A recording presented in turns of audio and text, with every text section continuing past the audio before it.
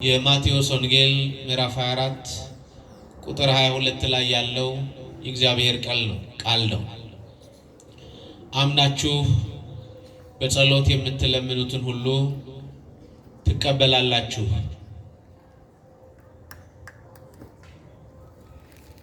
ስለ ነገረ ምጽአት ትናንትና ማታ በነበሩት መምህር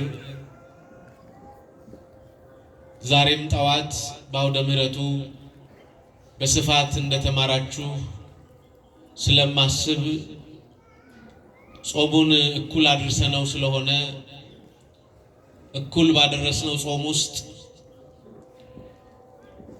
በእምነት የምንለምነው ልመና ጸሎትና ምልጃ እንዴት እንደምንቀበል የምንማርበት የመጽሐፍ ቅዱስ ክፍል ነው።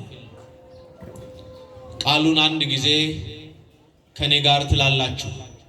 አምናችሁ በሉ እስኪ ድገሙት።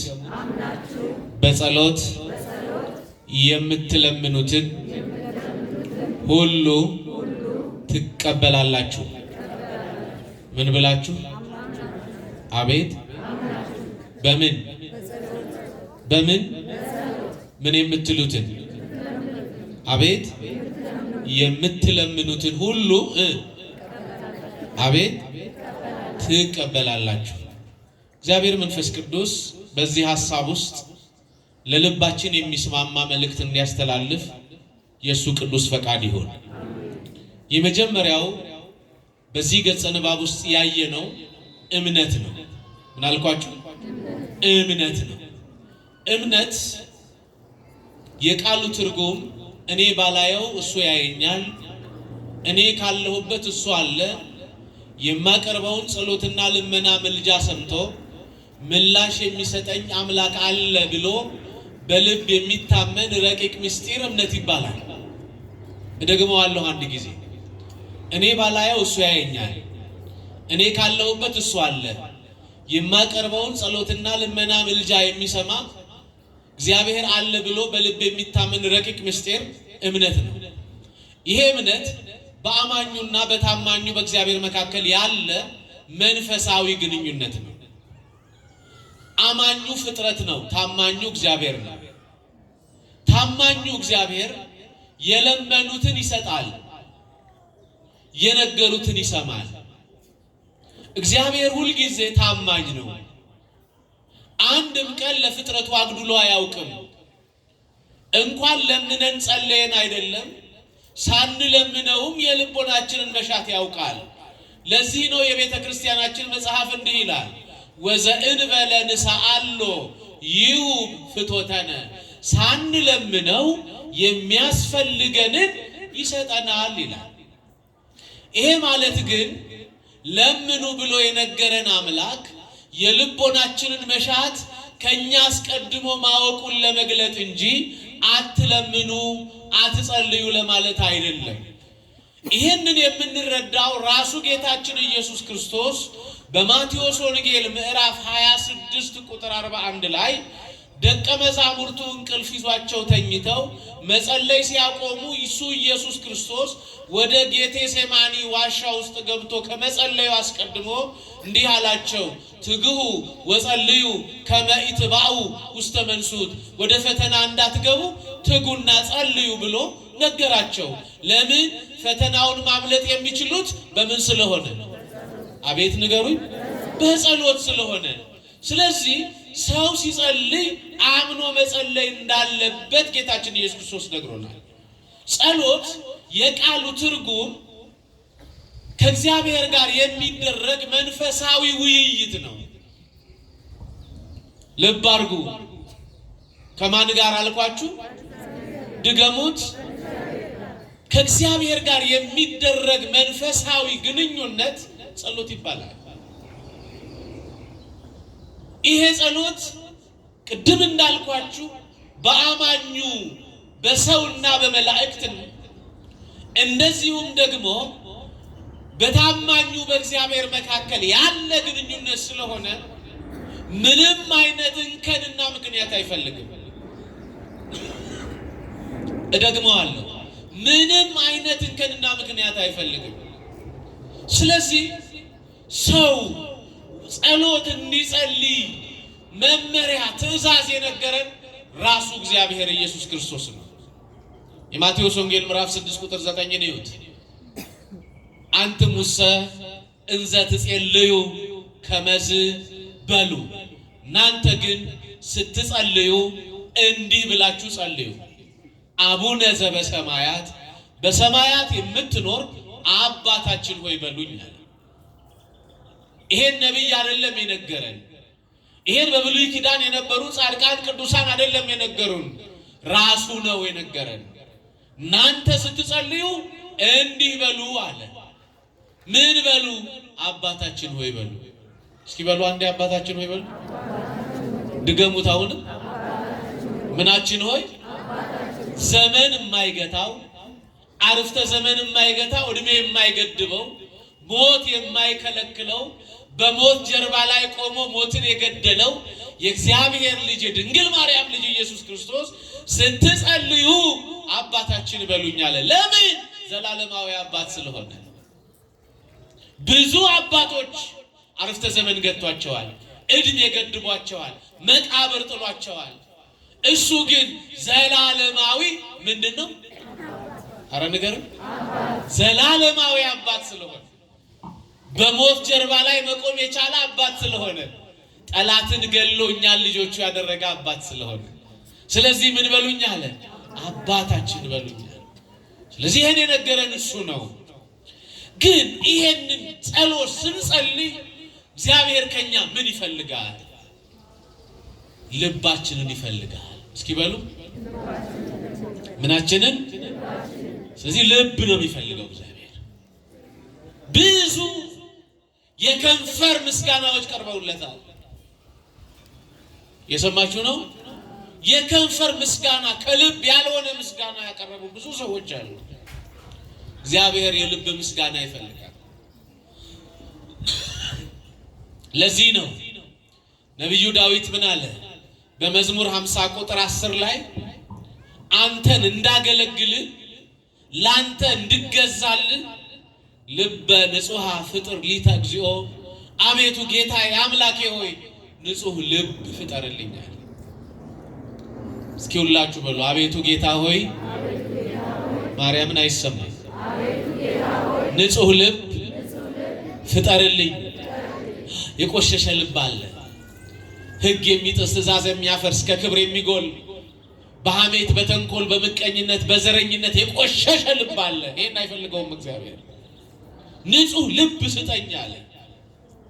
ስለዚህ ጸሎት ስንጸልይ ከመጸለያችንን በፊት እግዚአብሔር ከኛ ሰውነት ውስጥ ልባችንን ይፈልጋል። ምናችንን? ልባችንን። ንጹህ ልብ ፍጠርልኝ አለ። ቀጠለ ዳዊት የቀናውን መንፈስ በውስጤ አሳድር። እንዴት ደስ ይላል! እስኪ በሏት ይችላል ቃል የቀናውን በሉ መንፈስ በውስጤ። ከባዱ ነገር አሁን አገራችንን የጎዳት ህዝባችንን የጎዳት ትውልዱን የጎዳው ቀና መንፈስ ጠፍቷል። በጎ ህሊና የሚባለው የለም። ሰው ጽድቁን ማሰብ አቁሟል። በኃጢአት ነው ልቡ የዋሸቀው፣ በምቀኝነት ነው ህይወቱ ያለው። የእግዚአብሔር ልጆች በየትኛውም አይነት ሁኔታ ውስጥ ብንሆን እግዚአብሔር የቀና መንፈስ ከማን ይፈልጋል? ከኛ ይፈልጋል። ይሄ እናንተ በዘመናዊ ቋንቋ ፖዚቲቭ ቲንከር የምትሉት ነው፣ በጎ ህሊና የምትሉት ማለት ነው።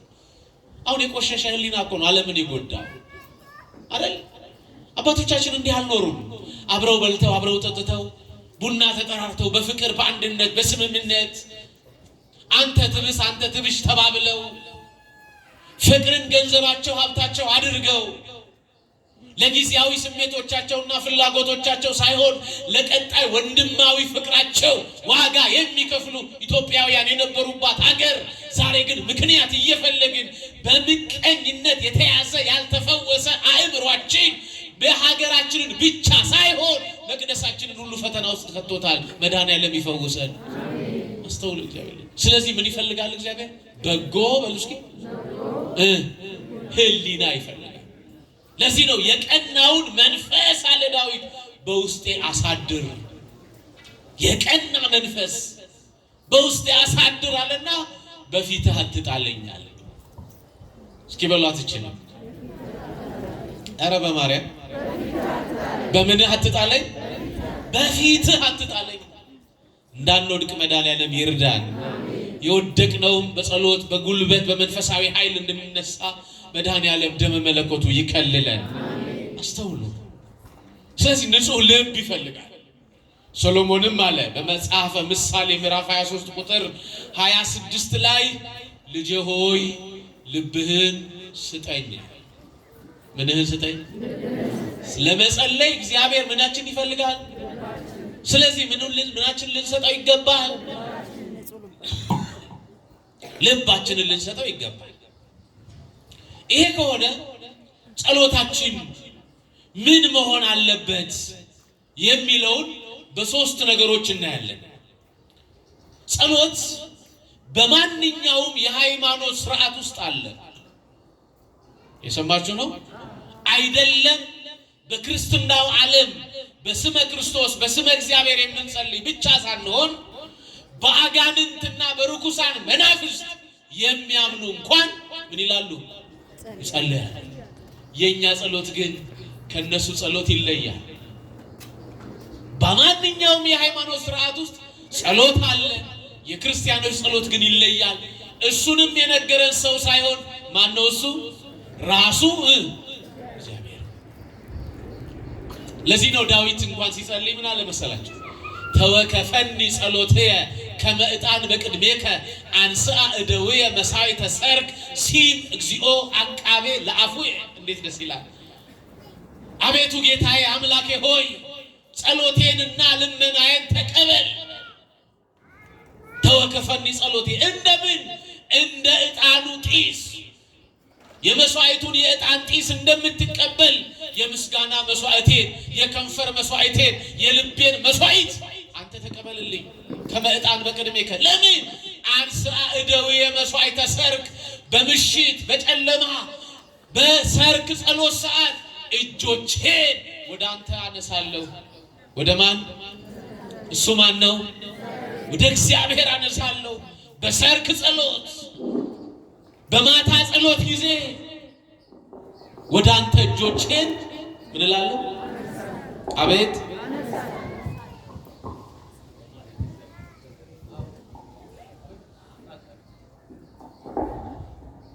አስተውሉ የእግዚአብሔር ልጆች። እግዚአብሔር እየነገረን ያለው ይሄንን ነው። ጸሎት ሶስት መሰረታዊ ክፍሎች አሉት። ስንት አልኳችሁ?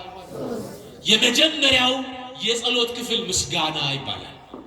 በሉ እስኪ ሁላችሁ ድገሙት፣ ድገሙት። ምስጋና የመጀመሪያው የጸሎት ክፍል። ለዚህ ነው መጽሐፍ እንዲህ ይላል ሮሜ ምዕራፍ 7 ቁጥር 2 ላይ ለእግዚአብሔር ምስጋና ይሁን ይላል። እስኪ በሉ ለእግዚአብሔር በሉ ምን ይሁን? ምስጋና ይሁን፣ ማመስገን። ቤተክርስቲያንም የመጀመሪያ የጸሎት ክፍሏ ምስጋና ነው።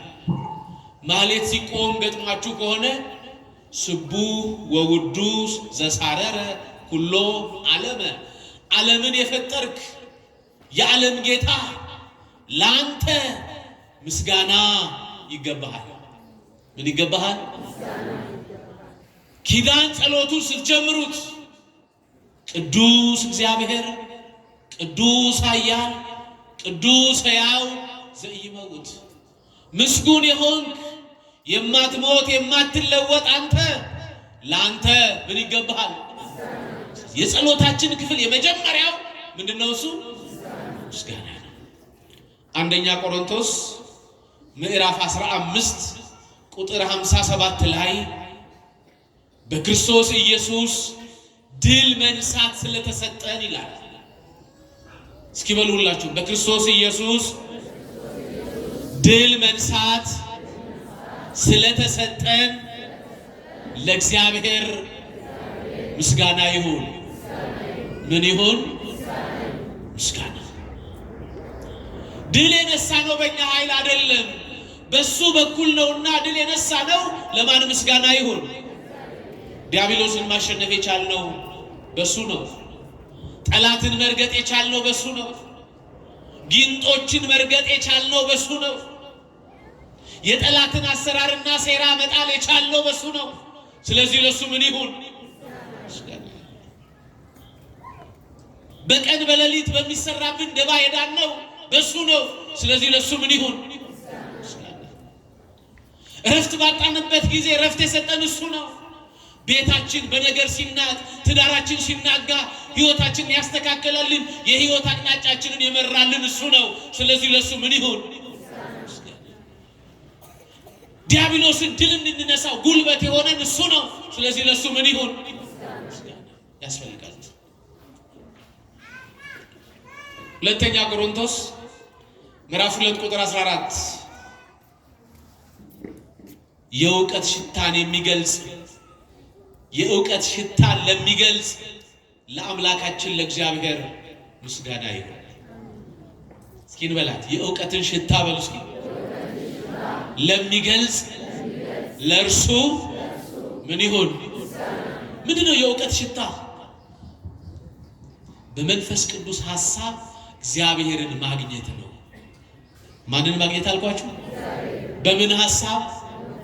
በመንፈስ ቅዱስ ፈቃድ፣ በመንፈስ ቅዱስ ሐሳብ ከእግዚአብሔር ጋር መሆን እሱ እግዚአብሔርን የማወቅ ሽታ ይባላል።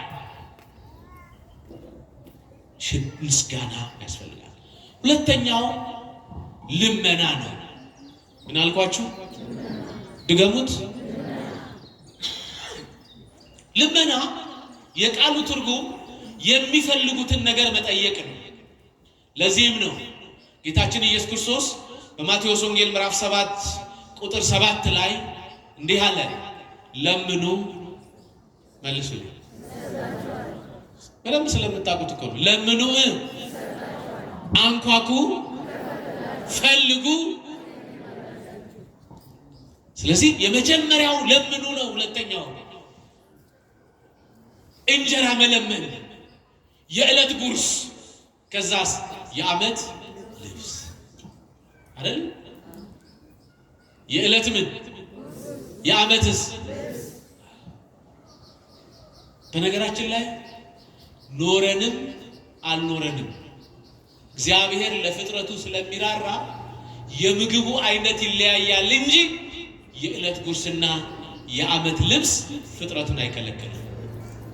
ብታምኑም ባታምኑ፣ ቢመቻችሁም ባይመቻችሁ፣ ክብር ላይ ብትሆኑም ዝቅታ ላይ ብትሆኑ፣ መካከለኛ ህይወት ውስጥ ብትኖሩ የዕለት ጉርስና የዓመት ልብስ የማይከለክል ማን ብቻ? ለምንድን ነው የማይከለክለን ብላችሁ አስባችሁ ታውቃላችሁ? እጃችሁ ባዶ ሆኖ ዱቄት መበደር ከብዷችሁ። ለነገሩ ከተማ ላይ የለም መሰለኝ። ድሮ ዱቄት እንበዳደር ነበር እኛ ቤት አይደል? እስካስፈጭ ድረስ አንድ ሳህን ዱቄት ላኪልኝ ተብሎ እኛ ጎረቤት እንሄድ ነበር። አሁን ግን ዱቄት ማንም አያበድርም። እውነት ውሸት? አያችሁ ምን ያህል ልባችን እንደደነደነ፣ ምን ያህል መግባባታችን፣ ተግባቦታችን፣ አንድነታችን እንደራቀ። አንዱ የዚህ የዘመነ ምጽአት ምልክት ይሄ ነው። የሰማችሁ ነው።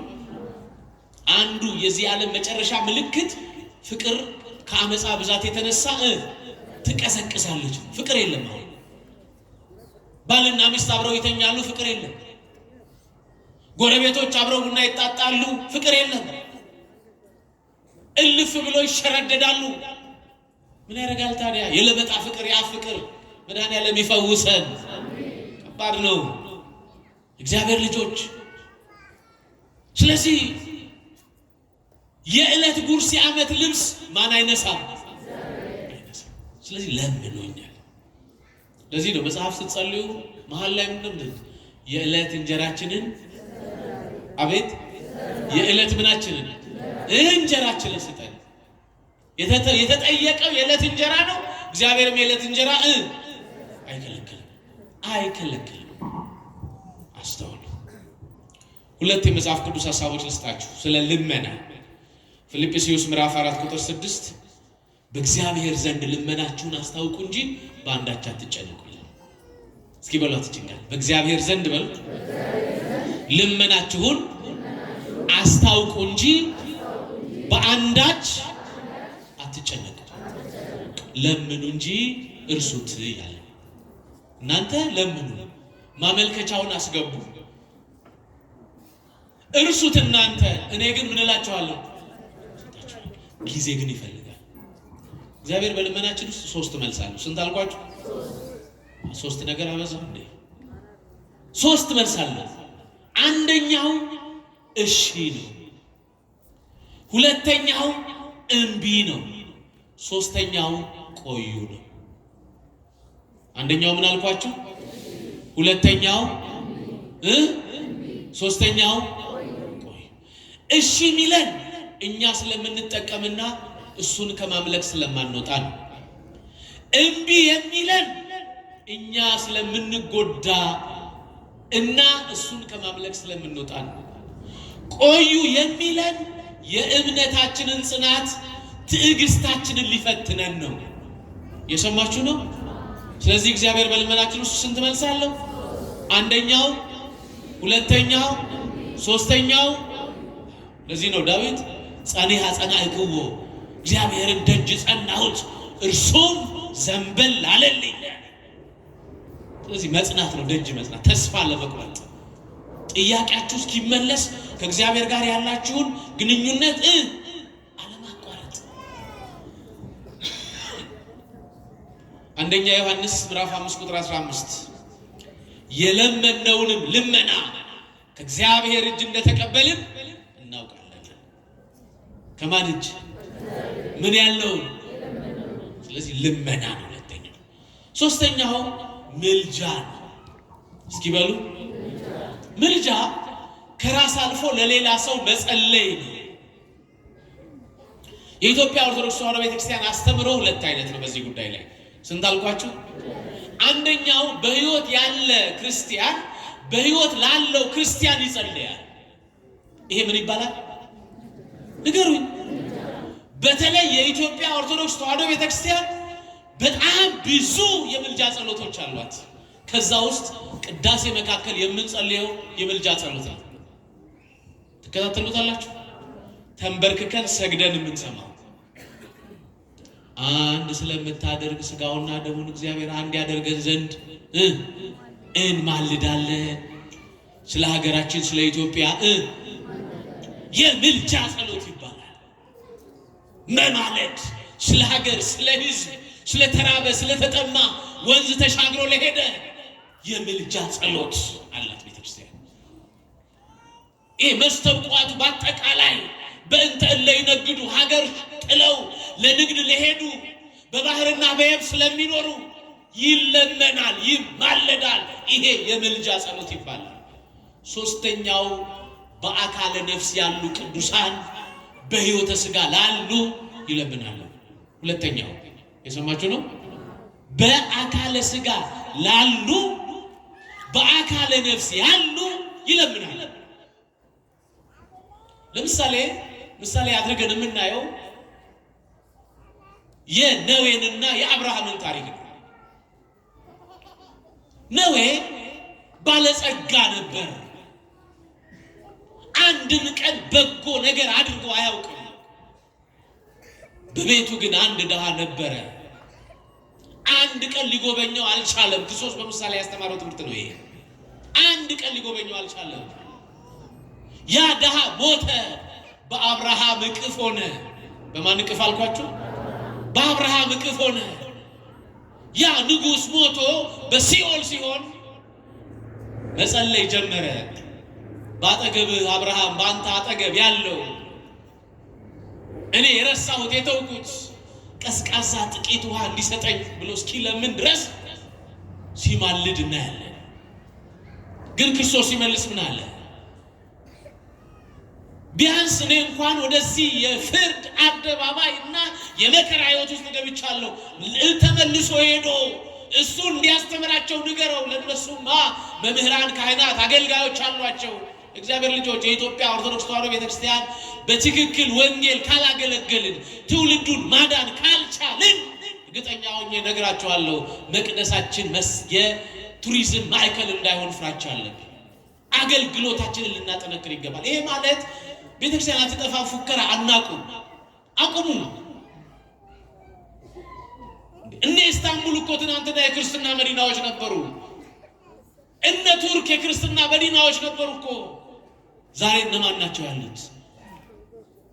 ታዲያ በአውሮፓ ያሉ ትልልቅ መቅደሶች ክርስቶስ የተሰበከባቸው ጌታ የተገለጠባቸው አካባቢዎች እነ ቅዱስ ጳውሎስ እነ ቅዱስ ጴጥሮስ ዋጋ የከፈሉበት ቦታ እኮ ጠፍቷል። አስተውሉ። ስለዚህ ቤተክርስቲያንን በስሜት ብቻ ሳይሆን በእውቀት በተመዘነ ማንነት ልንጠብቃት ይገባል። ኦርቶዶክሳዊነት ስሜት አይደለም፣ ሕይወት ነው። ክርስቶስን መምሰል ነው። ስለዚህ የምልጃ ጸሎት አለ።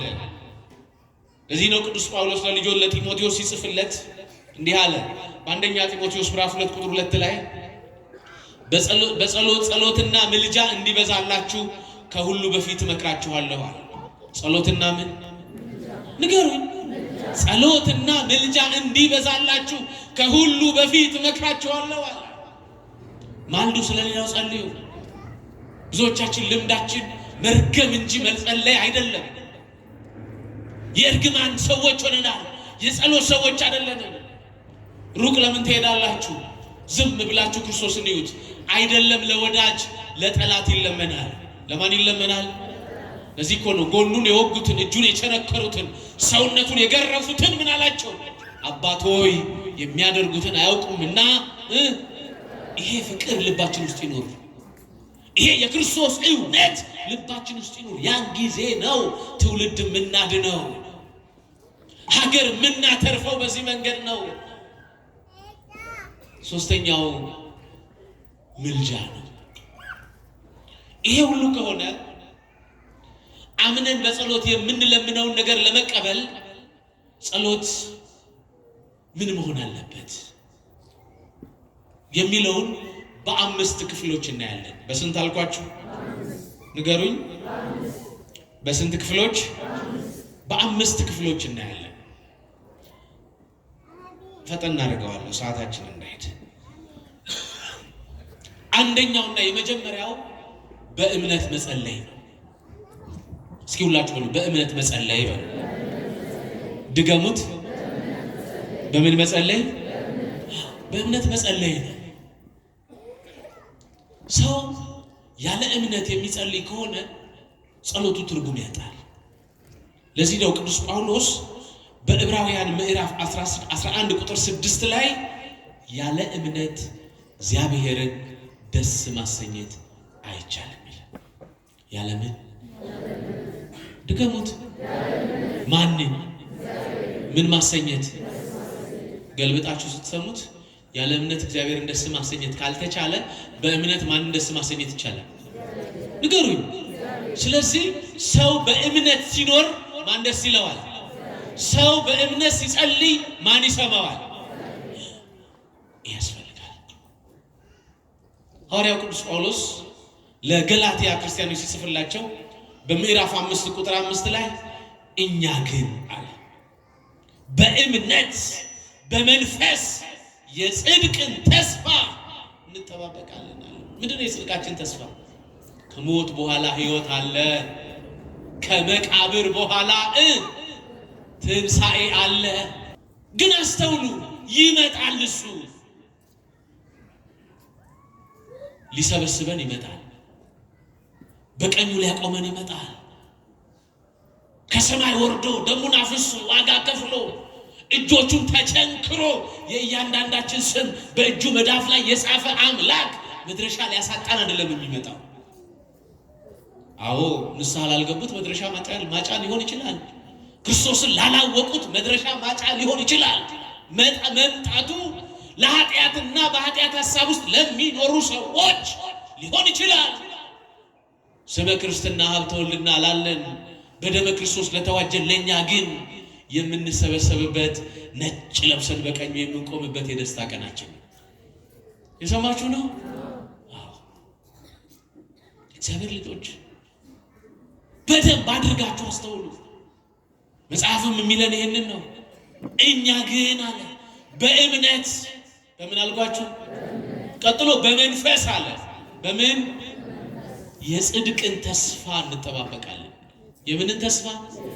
የጽድቃችን ተስፋ፣ የመመላለሳችን ተስፋ፣ እኔ የመጮሄ ተስፋ፣ እና አባ ጸጉራቸውን ተላጭተው የመነኮሱበት ተስፋ፣ ቄሶቹ መስቀል የጨበጥንበት ተስፋ፣ ምእመናኑ ነጠላ ለብሳችሁ በሚመችና በማይመች ሁኔታ ውስጥ የተቀመጣችሁበት ተስፋ እሱ በእግዚአብሔር ቤት መሰብሰብ ነው። በማን ቤት? በሰማያዊ ክብሩ በቀኙ መቆም ነው። ይሄ ተስፋ ስላለን ነው ምንጮኸው። እናንተም የተቀመጣችሁት ተስፋ ከሌለ ምን ያደርጋል? ሕይወት እኮ አለን። የሰማችሁ ነው። ድህነት እኮ አለን። ከእግዚአብሔር ጋር የምንኖርበት ጉልበት ጸጋ ተሰጥቶናል እኮ። ስለዚህ እግዚአብሔር ልጆች ስንጸልይ በምን እንጸልይ? አቤት ድገሙት። ሁለተኛው እንደ እግዚአብሔር ፈቃድ መጸለይ። እንደማን ፈቃድ? አንዴ ድገሙት። ምንድነው የእግዚአብሔር ፈቃድ? ምን ይመስላችኋል? ምንድነው ብላችሁ ታስባላችሁ? የእግዚአብሔር ፈቃድ ሁለት ነገር ነው። ስንት ነገር አልኳችሁ? ቅዱስ መጽሐፍ የነገረን ማቴዎስ ወንጌል ምዕራፍ 6 አንትም ውሰ እሱ መንግስቶ ወጽድቆ ወኩሎ ይትወሰከከው። ተረጉመዋለሁ። የማይተረጎም ልሳን እንንትና ቤት ነው። ስም አልጠራው። እናንተ ግን አስቀድማችሁ መንግስቱንና ጽድቁን ፈልጉ። ምኑና ምኑ? ድገሙት። መንግስት አለው አባታችን ለኛ የሚሰጠን፣ ሰራዊት የሌለበት መንግስት፣ ከሱ ጋር በደስታ የምንኖርበት መንግስት፣ እንቅልፍ የሌለበት መንግስት፣ እንደ መላእክት በምስጋና ጠግበን ምስጋና ለብሰን የምንኖርበት መንግስት አለን ላይ። ይህንን ነው ተስፋ ማድረግ ያለብን። እናንተ የእግዚአብሔር ፈቃድ መንግስቱንና ጽድቁን እንድንለምን ነው። ጽድቅ ደግሞ ክርስቶስ ነው። እየሰማችሁ ነው? አነ ውእቱ ፍኖተ ጽድቅ ነው ያለው ክርስቶስ። አስተውሉ እግዚአብሔር ልጆች፣ የክርስትናችን ጉልበትና ኃይል ይሄ ነው። መንግስቱን መናፈቅ፣ ጽድቅ የሆነውን ክርስቶስን ማመን። መንግስቱንና ጽድቁን ፈልጉ አለና ሌላው ይጨመርላችኋል። እስኪ ሁላችሁ ወላቶችን ሌላው በሉ እስኪ። አቤት ምን ይልላችኋል? ወልዶ መሳም ሌላው ነው። ነግዶ ማትረፍ ንገሩኝ ሌላው ነው። ተምሮ የመጀመሪያ ዲግሪ ሁለተኛ ዲግሪ መያዝ ሌላው ነው። አንተ ግን መጠየቅ ያለብህ ሁለት ነገር ነው። ምንና ምን? ንገሩኝ። መንግስቱንና ጽድቁን። እሱን ስትፈልገው ሌላውን ሊሰጥ አምላክ የታመነ ነው።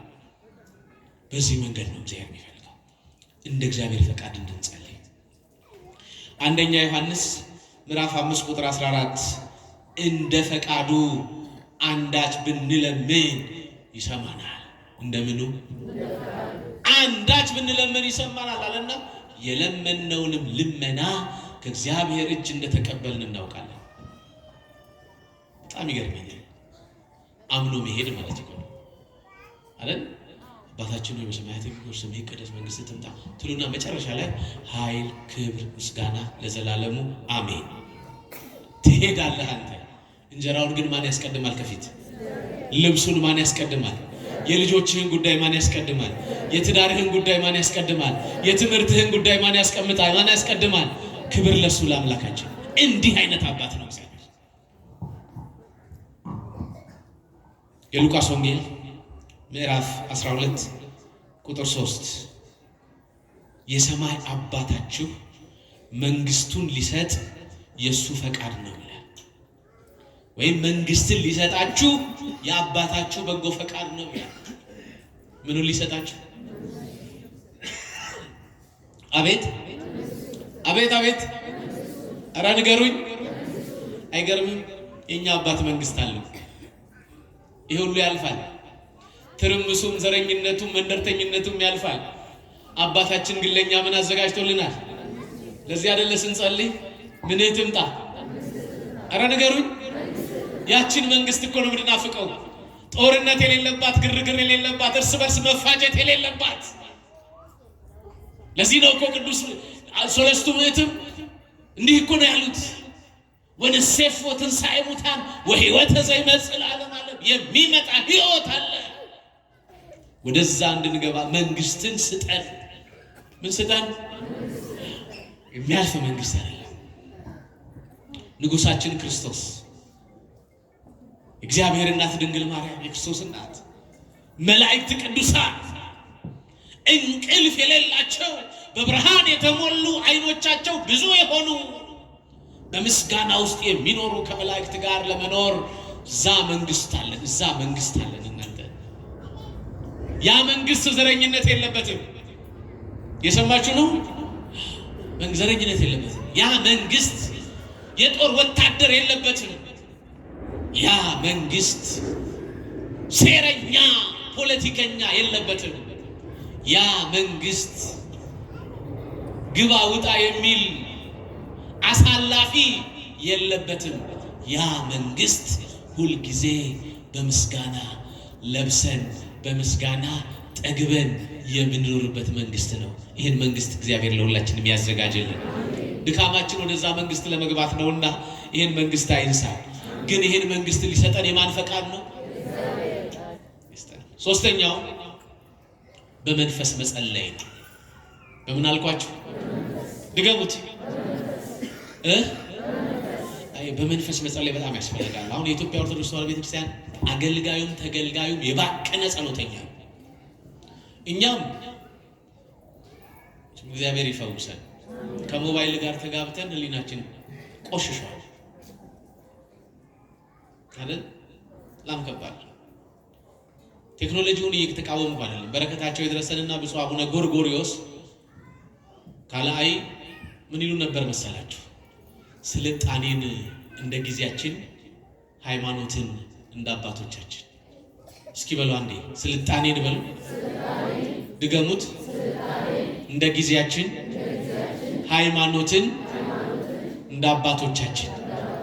ስልጣኔ አይጠላም፣ ግን ለሃይማኖት እንቅፋት ከሆነ ጊዜ መስጠት ያስፈልጋል። በጎ ይሰራበታል እኮ እጃችን ላይ ያለው ሞባይል አይደል? በጣም ብዙ በጎ ስራ ይሰራበታል። በደግሞ በሌላ ጀርባውን ስናየው በጣም ብዙ ክፋት ይሰራበታል።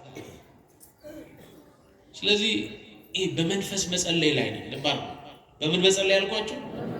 በመንፈስ እንዳንጸልይ አንዱ የሚረብሸን እጃችን ላይ ያዝነው የመረጃ መለዋወጫ ሞባይል ነው። ሩቅ አትሄዱ። ብዙ ሰዎች አጋጥሙኛል፣ ከአገልጋይ እስከ ተገልጋይ። አገልጋዩ ቤት በኩል ይስማ፣ ቤት በኩል እግዚኦታው ይድረስ።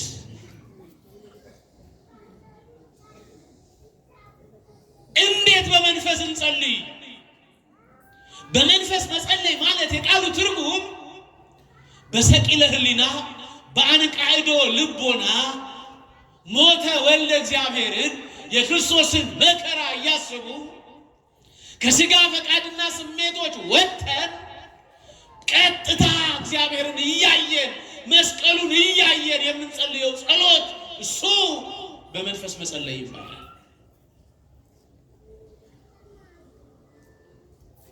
እንደ ቅድሙ አይነቶች ጸሎቶች ደግሞ ኔትወርካቸው የተቋረጠ ጸሎት ነው። ስለዚህ በዚህ በኩል እግዚአብሔር አይሰማም።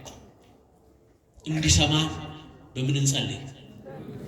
ኧረ በማርያም በምን እንጸልይ? ወሳኝ አስቀዳሾች በመንፈስ ቀዳሾቹ በመንፈስ። ምን አለ ለ2 ሰዓት ሞባይል ብትዘጋ ሳይለንት ብታረገው፣ በቃ ሙሉ በሙሉ ሙት ብታረገው ምን ችግር አለ? አስተውሉ። ይሄ ያስፈልጋል በክርስትና ሕይወት። ለዚህ ነው ቅዱስ ጳውሎስ ቅዱስ መጽሐፍ እንዲህ አለ። የሐዋርያው የቅዱስ የያዕቆብ ወንድም የይሁዳ መልእክት ምዕራፍ 1 ምዕራፍ ነው ያለው ቁጥር 20 ላይ ስትመለከቱ በመንፈስ እየጸለያችሁ በምን እየጸለያችሁ እየጸለያችሁ አለና ወደ ዘላለማዊ ሕይወት የሚወስደውን ወደ ምን ሕይወት ወደ ዘላለማዊ ሕይወት የሚወስደውን የክርስቶስን ምሕረት ተጠባበቁ። የማንን ምሕረት? ስትጸልይ ምሕረት ለማግኘት ነው የምትጸልይ። ያ የክርስቶስ ምሕረት ትጠባበቀዋለህ። ያ ምሕረት ደግሞ ወዴት ይወስዳል? ወደ ዘላለማዊ ሕይወት ይወስዳል። ወደዛ ዘላለማዊ ሕይወት ለመሄድ በምን መጸለይ? ኧረ ማርያም ንገረኝ። ሮሜ ምዕራፍ 8 ቁጥር 9 በክርስቶስ ኢየሱስ ብትኖሩ በመንፈስ እንጂ በሥጋ አይደላችሁ። እንዴት ደስ ይላል! በክርስቶስ ኢየሱስ ብትኖሩ በመንፈስ እንጂ በምን አይደላችሁ? በሥጋ ያልሆነ ሁሉ በመንፈስ ሆኖ ሁል ጊዜ ክርስቶስን ይጠራዋል። ሁል ጊዜ ከክርስቶስ ጋር ይኖራል። በዛ ሐሳብ እንድንኖር እግዚአብሔር ይርዳል። አራተኛው ሰዓታችሁን እያሳሰበኝ ንስሐ በመግባት መጸለይ። እስኪ በሉ አቤት! ንስሐ መግባት ያስፈልጋል። አሁን ቅድም ጠዋት የሰማችሁት ትናንት የሰማችሁት ትምህርት ተዘጋጅታችሁ ኑሩ ነው አይደል? አልሰማችሁም? እሱን ቀኒቱንና ሰዓቲቱን አታውቁምና እንዲዚሁ ተዘጋጅታችሁ ኑሩ ነው አይደል? ምነው ዝግጅት? ንስሐ መግባት አይደል? ክርስቶስ የሚፈልገው የኛ ዝግጅት ምንድን ነው? እሱን ማመን፣ በማመናችን እየኖርን የሚስት የሚወድቅ ደካማ ስጋን ስለለበስን ምን መሆን አለብን? ንስሐ መግባት። አበስኩ ገበርኩ ማለት በደልኩ አስቀየምኩ ማለት። እግዚአብሔር ልጆች ንስሐ ከእግዚአብሔር ጋር የሚያገናኘን ትልቁ ቤተክርስቲያን የሰጠችን ጸጋ ነው። የሰማችሁ ነው? ቤተክርስቲያን የሰጠችን ጸጋ ነው። አንድ ኃጢአተኛ ኃጢአት በሰራ ቁጥር አስወግዳ ወግራ የምትገል ቤተክርስቲያን አይደለችም። የክርስቶስ ቤተክርስቲያን ናታ። የሰማችሁ ነው? የማን ቤተክርስቲያን ናት? ታስታውሳላችሁ? እዛ ማቴዎስ ዮሐንስ ወንጌል ምዕራፍ 8 ላይ ያለችውን ሴት ትዝ አለቻችሁ? ምንን ያላት? ስታመነዝር አግኝተናታልና በምን ተወግራ ትሙት? ንገሩኝ። በድንጋይ ተወግራ ትሙት አሉ። እነሱ ፈረዱባት። እሱ ግን ምን አለ? የምህረት አምላክ ነው፣ የይቅርታ አምላክ ነው፣ የንስሐ አምላክ ነው። ከእናንተ መካከል ኃጢአት የሌለባት ይውገራት ነው ያለው አይደል? ከዛ ዝቅ ብሎ መሬት ላይ ጻፈ። እሱ ሲጽፍ ግንባራቸው ላይ ኃጢአታቸው ታያቸው። እያንዳንዳቸው ሹልክ እያሉ ወጡ። ብቻዋን ቀረች። አንቺ ሴት አለ፣ እነሱ አልፈረዱብሽምና እኔም አልፈረድብሽም፣ ደግመሽ ኃጢአት አትስሪ አላት። የንስሐ አምላክ ነው የኛ አምላክ። ባካችሁ ተስፋ አትቁረጡ፣ አትማረሩ። እኛ ላንመች እንችላለን፣ ግን የሚመች እግዚአብሔር ክንድ አለ። ያስቡ እንጂ አገልጋዩ ላይመቻችሁ ይችላል። መንፈሳዊነት ሊጎላው ይችላል። እኔ በሌላው ኃጢአት አንቺ በሌላው ኃጢአት እኮ አትጠየቂም። ሁላችን የምንጠየቀው በገዛ ፍላጎቶቻችን ነው። ስለዚህ እግዚአብሔር ልጆች እግዚአብሔር የምን አምላክ ነው? ንገሩኝ። የንስሐ አምላክ፣ ጊዜ የሚሰጥ አምላክ፣ ፍቅር የሚሰጥ አምላክ። እዚህ ንስሐ መግባት መጸለይ ያስፈልጋል። የተወሰኑ ሐሳቦች ልስጣችሁ። ትንቢተ ኢሳይያስ ምዕራፍ 44 ቁጥር 46 ቁጥር 8 ላይ ተላላፊዎች ሆይ ንስሐ ግቡ፣ ልባችሁን መልሱ፣ አልቅሱ ይላል። ምኖች? ተላላፊዎች ሆይ ልባችሁን መልሱ፣ አልቅሱ፣ ንስሐ ግቡ። የሉቃስ ወንጌል ይቅርታ ምዕራፍ 13 ቁጥር 7 ንስሐ ባትገቡ ሁላችሁም ትጠፋላችሁ። ኢየሱስ ክርስቶስ ነው ያለው። እስኪ በሉት ንስሐ ባትገቡ በሉ። ሁላችሁም ገልብጡት። አንድ ላይ ጩሁ። ንስሐ ብትገቡ ሁላችሁም ትድናላችሁ። ስለዚህ ሲመዳን የምትፈልጉ እጃችሁን አሳዩ። በማርያም መዳን የምትፈልጉ ሁላችሁም ትፈልጋላችሁ አይደል? ግን ንስሐ ገብታችሁ እስኪ በዚህ ጾም እንኳን ንስሐ የገባ ከእናንተ መካከል እግዚአብሔር ይመስገን። እያችሁ ንስሐ ሳንገባ የበሬ ስጋ ልንበላ ነው፣ ስጋውን ሳንበላ። ታዲያ ቁጥራችን ምን ያደርጋል? ሺህ ብንሆን በቁጥር አይጸደቅ። ካህን ቢበዛ፣ ሰንበት ተማሪ ቢበዛ፣ ምዕመን ቢበዛ ምን ያደርግለታል? እግዚአብሔር ንስሐ ገብቶ ስጋው ደግሞ ያልተቀበለ ክርስቲያን ምን ያደርግለታል? አይገርምም? እድሜ እኮ የሰጠን ለንስሐ ነው። ለምን? ኧረ ንገሩኝ። ለምን? እንዴ ደግ አምላክ እኮ ነው። የኛ ኃጢአት እኔ ቆሜ ላስተምር የሚገባኝ እኮ አይደለሁም እኮ፣ ግን ምህረቱ ከበደኝ። ልብሴ እኔን እንደሸፈነኝ ልብሳችሁ እናንተን እንደሸፈናችሁ እኮ ነው የመድኃኔዓለም ምህረት የሸፈነን እንጂ እሱ ቢገልጠንማ ማን እዚህ ይቆማል? ማን እዚህ ይቀመጣል? ኧረ ምህረቱን ያበዛልን የንስሐ ዕድሜ የሰጠን መድኃኔዓለም ክብር ለሱ ይሁን። እግዚአብሔር ልጆች እባካችሁ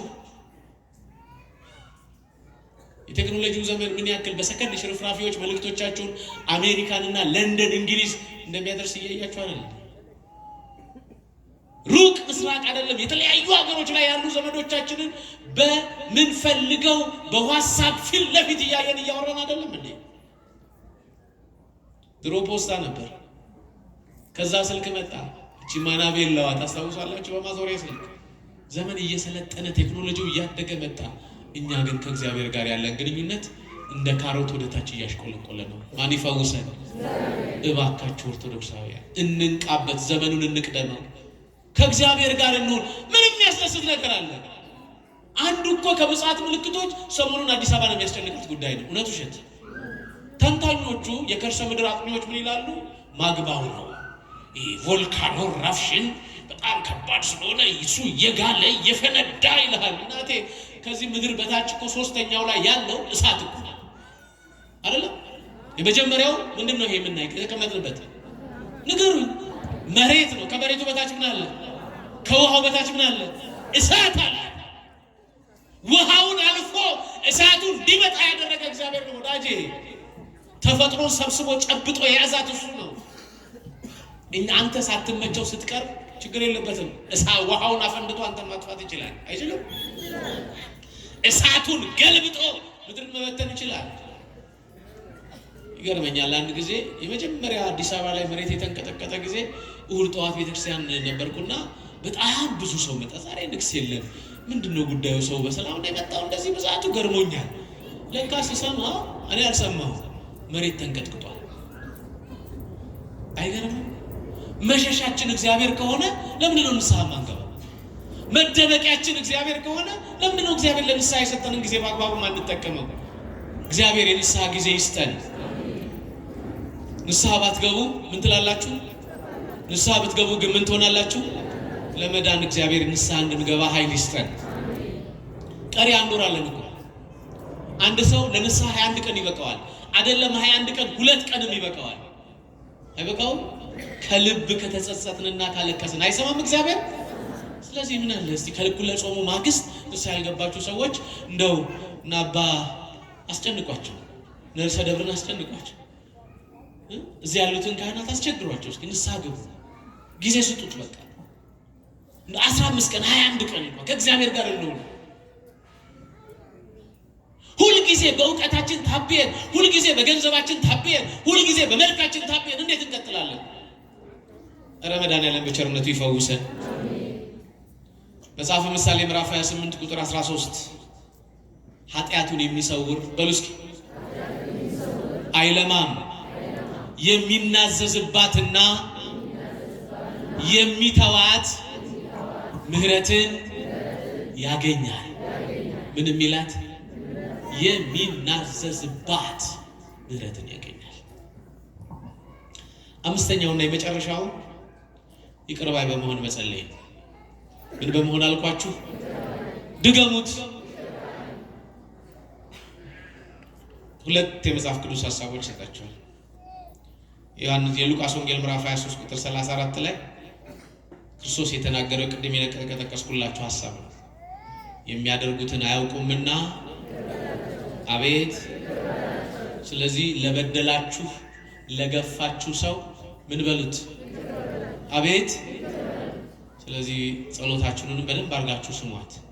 በደላችንን ይቅር በለን እኛም የበደሉንን ይቅር እንደምንል። አንዴ እስኪ እኛም በሉ እስኪ ድገሙት። የበደሉንን ይቅር እንደምንል እንላለን። ግን የበደሉንን ይቅር እንላለን ቄስ ካልተጠራ ሽማግሌ ከሌል ሳይኖር እንዴት ይቅር እንላለን? ቁጭ ብሎ አፍረጥርጬ ሳልነግረውማ ይቅርታ አላደርግለትም አይደለም ምንለው? ታዲያ የበቀል ክብር ፈላጊዎች ሆነን እንዴት ነው ከእግዚአብሔር ጋር የምንኖረው? ዝቅ ስትሉ ማን ከፍ ያደርጋል? ስለዚህ ይቅር ባይ በመሆን መጸለይ ያስፈልጋል። የማቴዎስ ወንጌል ምዕራፍ 6 ቁጥር 14 እናንተ ለሰዎች ኃጢአታቸውን ይቅር ብትሉ የሰማይ አባታችሁ ይቅር ይላችኋል። ደስ አይልም? እናንተ ለሰዎች በሉ እስኪ ኃጢአታቸውን ይቅር ብትሉ የሰማይ አባታችሁ ይቅር ባትሉ ግን ይቅር አትባሉ ማለት ነው። ስለዚህ ይቅርታ የማይፈልግ የለም ከእግዚአብሔር። ከእግዚአብሔር ይቅርታ ለማግኘት ማንን ይቅር ማለት አለብን? ወንድሞቻችንን ይቅር ማለት አለብን። ስለዚህ ለዚህ ነው ክርስቶስ ስንጸልይ አምስተኛውና የመጨረሻው ይቅር ባይ በመሆን መጸለይ ነው። ስለዚህ እግዚአብሔር ልጆች እግዚአብሔር እድል ሰጥቶናል። ቀሪ ጊዜያችን የተለካ የተመጠነ ነው። እባካችሁ ምን እንግባ? ንገሩኝ። ምን እንግባ? ኧረ መድኃኔዓለም ይመስገን ለንስሐ ጊዜ ሰጥቶ ያቆየን መድኃኔዓለም ክብር ለሱ ይሁን። ወንጌል ሰብከን ካላጸደቀን ንስሐ ካላስገባን ምን ያደርግልናል? ይጠቅመናል? ጥቅም አለው? የለውም። ስለዚህ የቤተ ክርስቲያኒቱ ተስፋ ይሄ ነው። ስለዚህ መድኃኔዓለም ይመስገን። አምናችሁ በጸሎት የምትለምኑትን ሁሉ ትቀበላላችሁ። ያስተማረን የመከረን አምላክ እግዚአብሔር ክብር ምስጋና ይግባው።